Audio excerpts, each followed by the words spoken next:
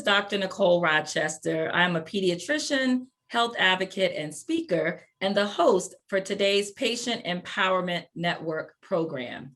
Today, we're going to be talking about how breast cancer patients can truly get the best care no matter where they live. And what does getting the best breast cancer care no matter where you live actually mean? The answer revolves around awareness, gaining access, and connecting to resources at the right time. We are so happy that you have tuned in as we dig deep to understand what the barriers are, get expert advice on how to overcome them, and gain clarity on your path to empowerment. Please remember, this program is not a substitute for seeking medical care. So please be sure to connect with your healthcare team on what the best options may be for you. It is my honor and privilege to be joined by Dr. Regina Hampton, Medical Director of the Breast Center at Luminous Health Doctors Community Hospital. Dr. Hampton has dedicated her life to helping women fight breast cancer. Thank you for joining us, Dr. Hampton. Thank you for having me. Looking forward to a great conversation. So we're going to start by discussing some of the barriers to breast cancer care. Now, we know that some barriers to care include things like geographic distance to services, financial hardships, access to transportation, and more. So my first question for you, Dr. Hampton, is what are the common barriers breast cancer patients and their families face when seeking care? What are the issues that our patients and families are facing? So I think one of the big issues is having access to a breast center. So a multidisciplinary breast center. And so they tend to be in sort of in larger cities, sort of downtown, and many minority communities in these days can't afford to live downtown, so they're living on the outskirts. So while they may have great doctors there, many times those doctors may not be up on the latest and the greatest. They may not have access to clinical trials. And so that really truly is a barrier in that sometimes our minority patients may get suboptimal care. That's very concerning. I'm glad that you brought that up, that, we're not disparaging the doctors that practice in those settings, but what you said is really important, that they may not have access to some of those up-to-date clinical trials and things that we may see in academic centers. So thank you for bringing that to our attention. If we start to talk about treatment access, I want to focus on access to quality treatment, and you just kind of alluded to that. In addition to the geographical barriers, we know that sometimes patients have limited access to quality breast cancer care due to their own gaps in knowledge. And studies show that patients who are knowledgeable and engaged in their healthcare receive better care. So can you speak to what we have learned, specifically if we talk about breast density and the various ways that patients should ask questions to their healthcare providers, those with denser breast tissue? What are some of the questions that they should be asking, and what should patients with increased breast density know? One of the things I like to start out with letting people know is that breast density is not anything bad. It's just normal breast tissue. And when we're younger and our breasts are a little more perky and sitting up, we tend to have more density in the breast, which is great because you're perky and high, but mammograms are not the best when you have dense breast tissue. As we start to get more seasoned and the breasts start to go south, that's actually when mammograms get better. So it's really important for patients to look at their report and see what they're saying about breast density. Many times they will recommend that a woman come in for additional imaging. It could be an ultrasound, it could be additional mammograms. So it's really important that women tune into that. And if they don't understand, to be able to call the facility and ask questions. And I think the big thing is not to be afraid if they ask you to come back in. What I tell people is, you know what, that just means somebody is looking at your mammogram. And it doesn't mean that there's anything bad. It means somebody was looking and saying, we might need to look a little deeper and just make sure there's not anything going on. So trying to eliminate that fear when they see that word density.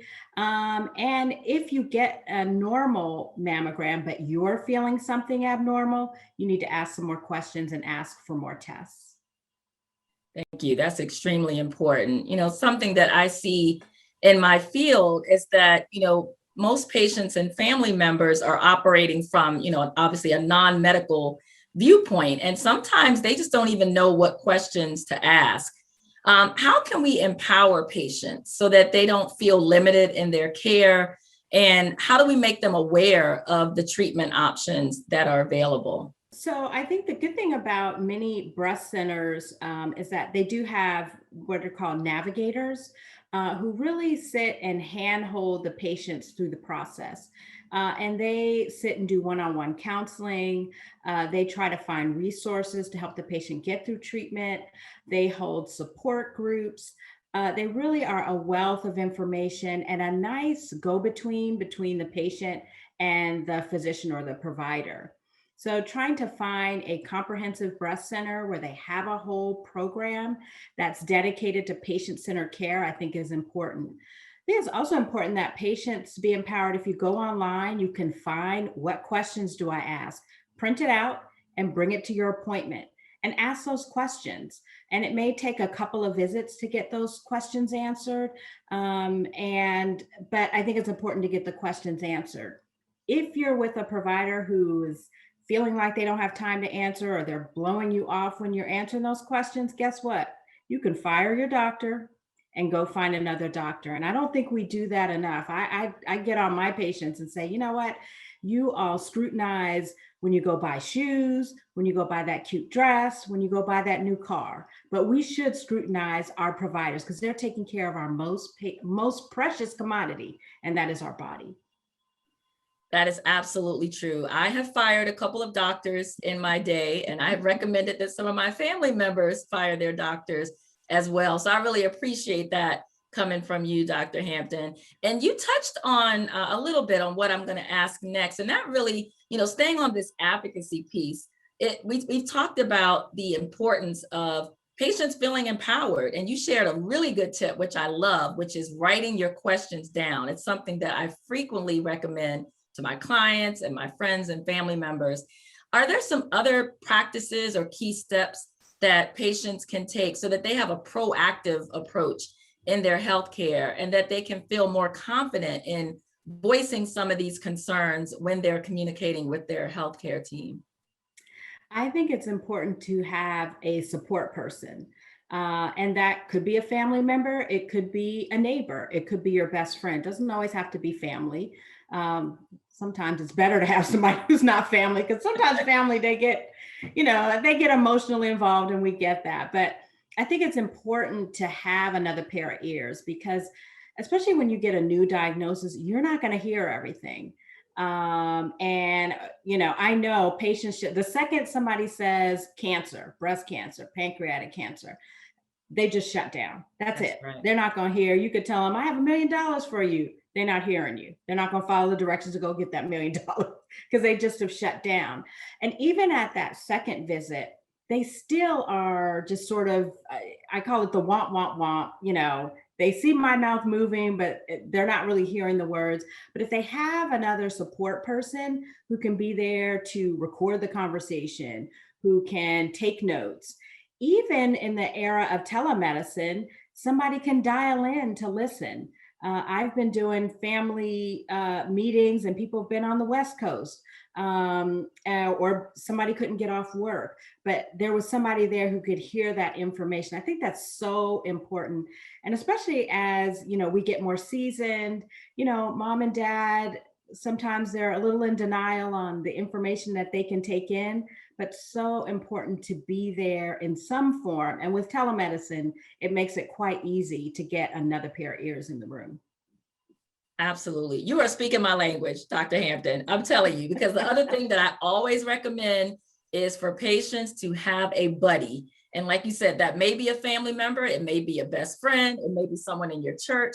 But I think the studies say that somewhere around 30 to 40% is all that we retain, when we go to the doctor's office. And so, like you said, especially if you're getting bad news, a lot of that information goes out of your brain. And so it's so important to have a backup person, and that person can sit and take notes. And sometimes they can even remind you of some of the questions that you may have had or some of your concerns. I really, really appreciate you bringing that up.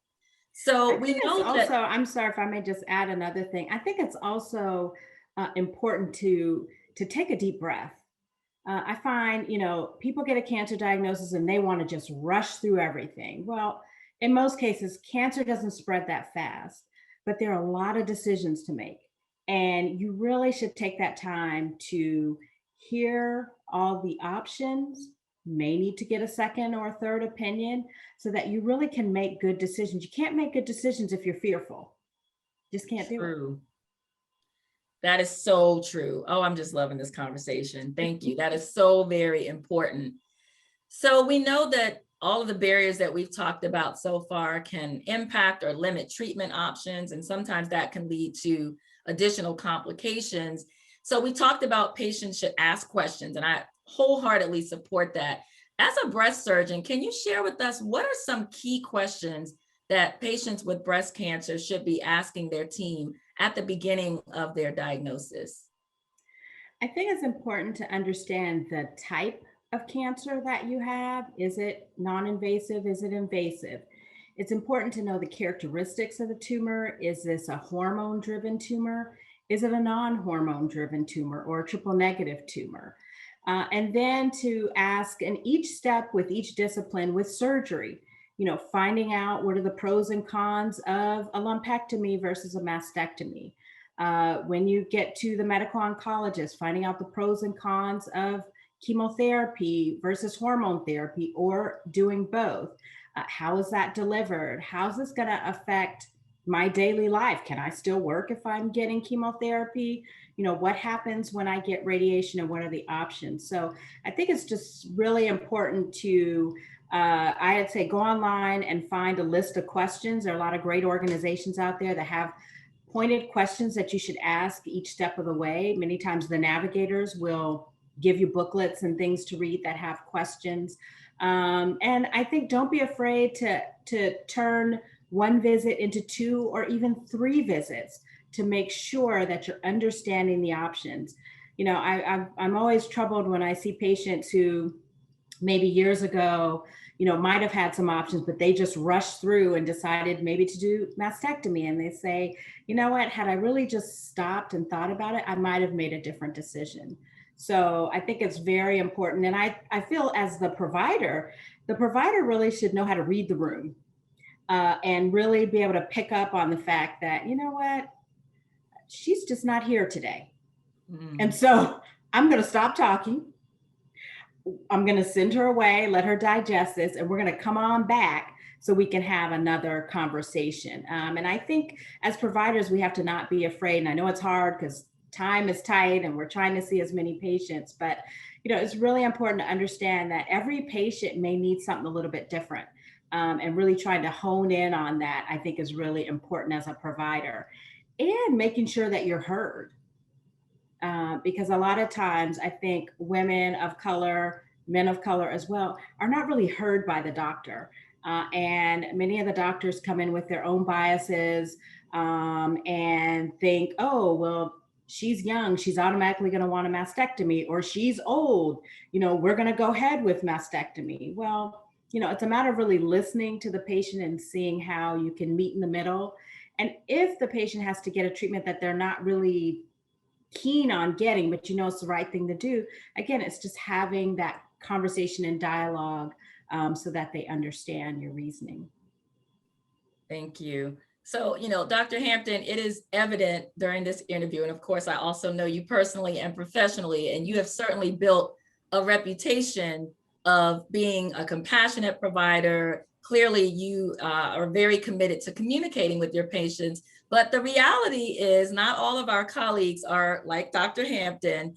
And so I'm thinking about something you said, about really kind of pushing back, so to speak. Sometimes we have to push back in a polite way with our healthcare providers. And you mentioned, maybe the woman is being faced, or the man, with treatment recommendations, and maybe they have some concerns about that. And I know that not every patient feels comfortable disagreeing with their doctor or even engaging in a dialogue where, they want to actually have more conversation. So many people, even in 2021, adopt a paternalistic relationship with their doctor, where the doctor says, do this, and then they do it. And so is there any advice that you can give our listeners, our watchers, for when they're in that situation, with their breast surgeon or their oncologist, and they're just not feeling comfortable, or they don't feel like all of the treatment options are being presented? Are there any tips that you can provide for that?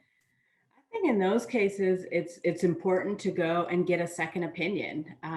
It doesn't mean that you're saying that that doctor is not a good doctor. You just may want to hear the information. Could be the same information, just presented in a different way. All of us kind of explain things a little bit differently. And so I think getting a second opinion is important. And if your first doctor is offended that you're getting a second opinion, you probably should fire that doctor. And I tell my patients, like, look, this is not my journey. This is not about me. This is really about you. Where do you want to go? We will help you get there. We'll help you get the appointment, because I think it's important for patients to have that information. So feel empowered and realize you can ask questions of the doctor. We've changed medicine in that it's a patient-centered approach. It's not me, the doctor, I know all. It's, you may come in with a new study. Let's talk about it. And if you don't have a doctor who's open to hearing that information, then that might not be the doctor for you. Absolutely love that. Absolutely love that. Yes, we have to have that type of relationship with our patients, where we're making joint decisions, where the patient and their family members are truly brought in as members of the healthcare team. So I really, really appreciate that.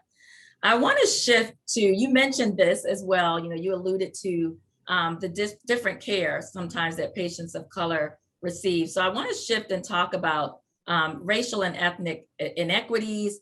And unfortunately, we know that with every other illness, unfortunately, similarly with breast cancer, there's a long history of women, particularly in BIPOC communities, receiving disparate care. A lot of times they are not offered some of these treatment options. Maybe they don't have access to some of the breast cancer centers that you alluded to in the beginning.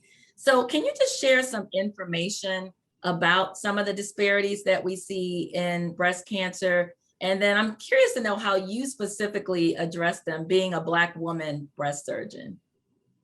So one of the things to know is that as African American women, we tend to get breast cancer at younger ages. And not a lot of physicians know and can recognize that. So it is very important that when a young African American woman has a breast complaint, that's taken seriously and worked up to make sure that we're not missing a breast cancer. So I think it's important, again, to have those conversations, talking about family history, because we don't talk about family history in our families. I mean, I've had patients come in and say, yeah, well, grandma had a breast missing. Well, grandma had breast cancer. Well, no, nobody said cancer. Well, they probably should have said cancer, because so we've got to have those health conversations in our families. So I think it's important for patients to really be their advocate, because many times these young women are dismissed and thought, oh, you're too young. And I've even been kind of fooled myself by some of the young women. So knowing that younger women get breast cancer at younger ages, if you think something is going on, you need to really take that seriously. And then I think it's also talking about the options. We do tend to get a more aggressive form of breast cancer, but the treatments have changed. And while chemotherapy may be indicated for many patients, it's not for all patients. And so really taking that time to understand what all the options are. Well, why are you recommending chemotherapy? What's going to be the benefit for me? What's the survival benefit for me? What are the side effects? How's this going to affect my sex life? How's this going to affect me and my relationship with my children, with work? So really just asking all of those important questions. I think it's also important to ask for what you want. I don't think we speak up enough. There was actually a study that I was looking up that showed that we don't get offered reconstruction as often as our white counterparts. It's the disparity is about 24%. And that's really huge. That's important.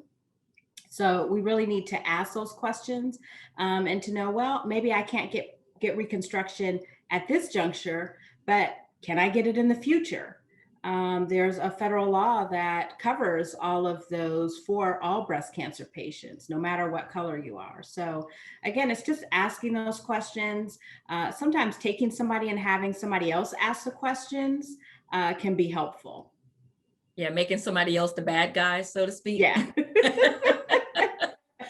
Absolutely. I mean, anytime I have a conversation about health disparities and health inequities, honestly, I get a little angry inside because, for you to share that statistic that, we're not as often offered reconstructive surgery, that is a huge part of, our identity as women, our appearance, our self-esteem.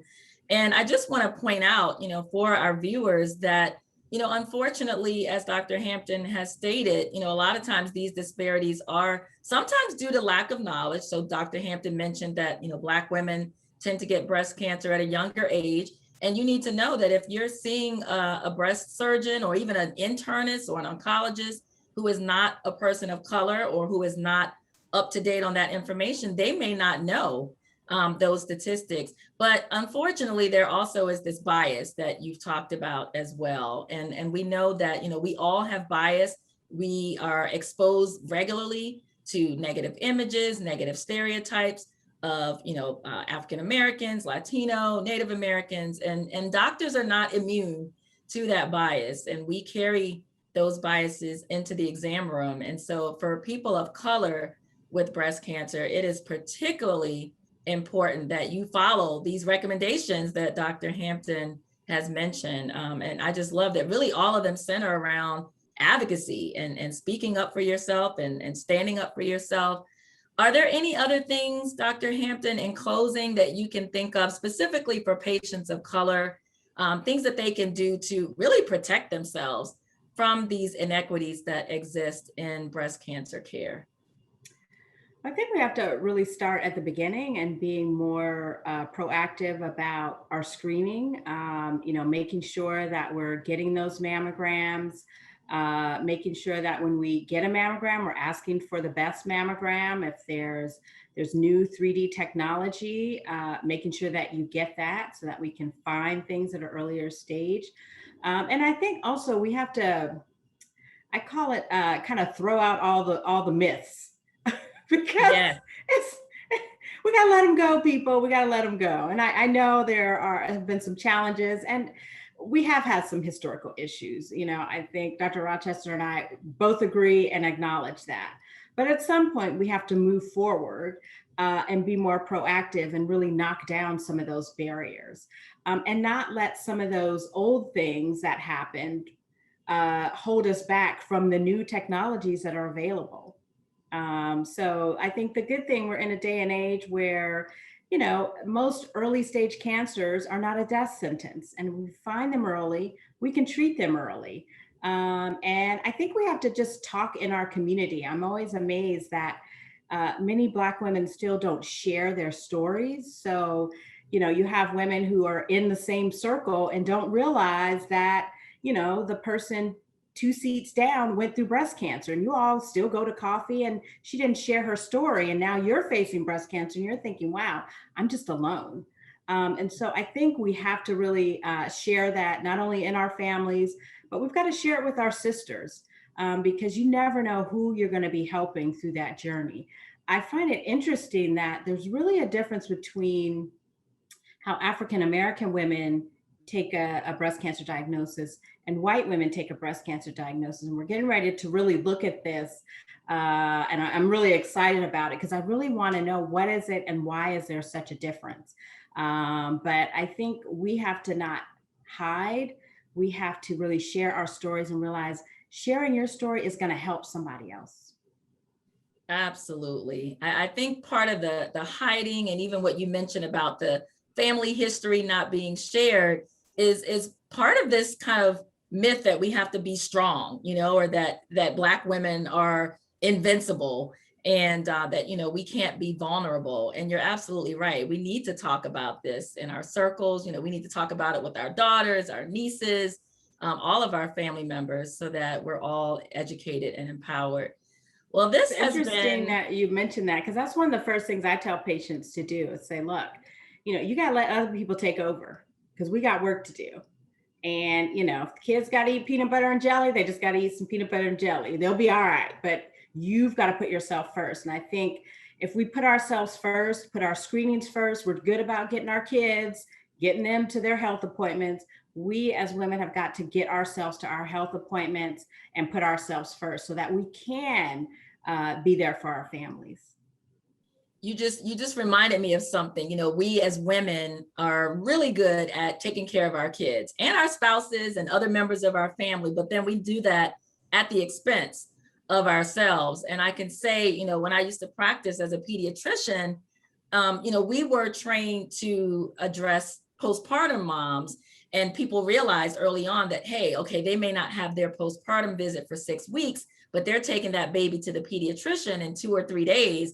And so we would talk with the postpartum moms about, screening them for depression and things of that nature. But I never thought about, you literally just gave me this idea that maybe pediatricians should also be checking in with our patients' moms and asking them about their screening. I don't know if they would be offended by that, but it truly takes a village. And so maybe we need to be encouraging the parents of our patients, making sure that they're getting their regular screenings and their health maintenance as well, because you're right, we will look out for the babies and we will put ourselves on that back burner every single time. Dr. Hampton, you mentioned that you in practice have seen differences in the way that your white patients handle their breast cancer diagnosis compared to your Black patients. And I was wondering if you'd be willing to expand on that just a little bit. What are some of those differences that you've seen between those two groups? So I noticed that in the white women that I've diagnosed, that they just seem to take the diagnosis and are ready to jump on board, ready to move forward with treatment and figuring out what needs to be done.